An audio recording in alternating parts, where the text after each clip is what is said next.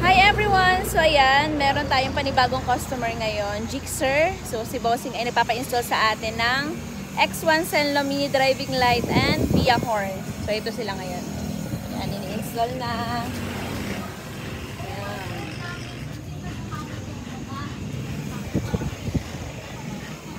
Ayan. Meron na ba tayong wiring check dyan? Wiring check. Grabe, ang daming sleeve tube nito. Mahaba kasi. Yan mga bossing oh. Daming ahas. Daming sleeve tube ni boss. Hindi talaga magkikiskisan yung wire niyan. Update namin kayo mga bossing sa test light ito mamaya. Hi. Yung horn niya to eh.